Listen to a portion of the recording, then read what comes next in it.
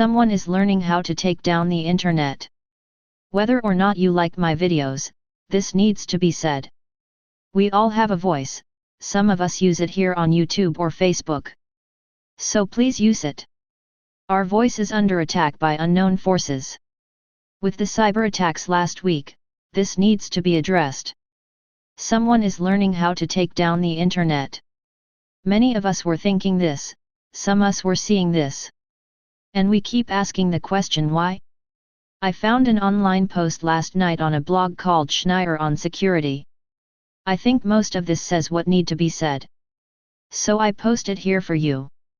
Over the past year or two, someone has been probing the defenses of the companies that run critical pieces of the internet.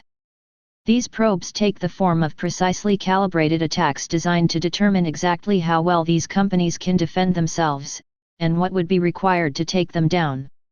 We don't know who is doing this, but it feels like a large nation-state. China or Russia would be my first guesses. First, a little background. If you want to take a network off the internet, the easiest way to do it is with a distributed denial of service attack, DOS. Like the name says, this is an attack designed to prevent legitimate users from getting to the site. There are subtleties, but basically it means blasting so much data at the site that it's overwhelmed. These attacks are not new, hackers do this to sites they don't like, and criminals have done it as a method of extortion. There is an entire industry, with an arsenal of technologies, devoted to DOS defense. But largely it's a matter of bandwidth. If the attacker has a bigger fire hose of data than the defender has, the attacker wins. Recently, some of the major companies that provide the basic infrastructure that makes the internet work have seen an increase in DOS attacks against them. Moreover, they have seen a certain profile of attacks. These attacks are significantly larger than the ones they're used to seeing. They last longer. They're more sophisticated. And they look like probing. 1 week, the attack would start at a particular level of attack and slowly ramp up before stopping. The next week, it would start at that higher point and continue.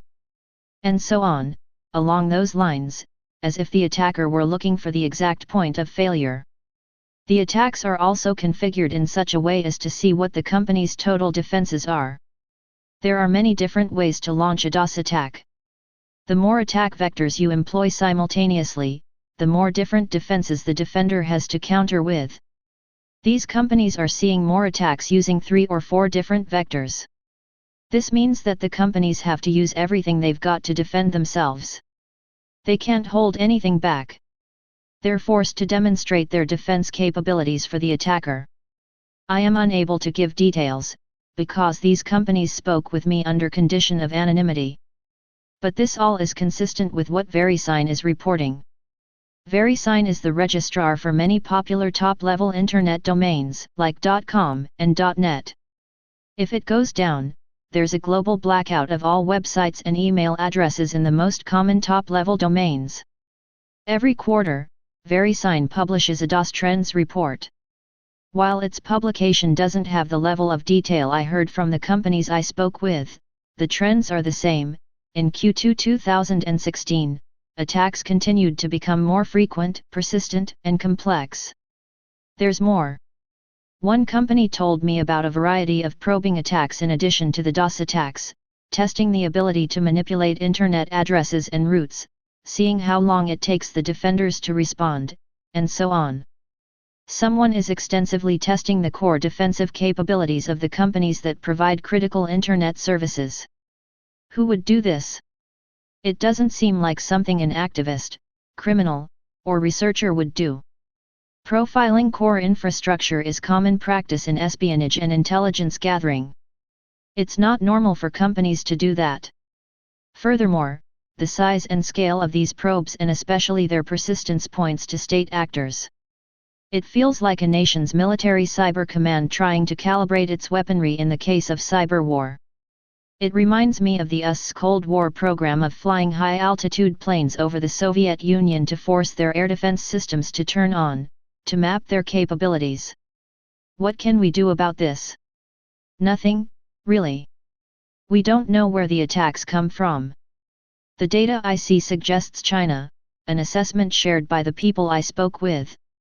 On the other hand, it's possible to disguise the country of origin for these sorts of attacks.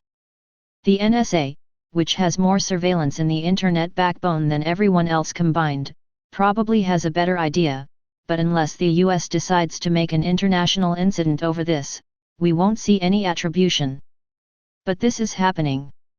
And people should know. Stay paranoid, my friends.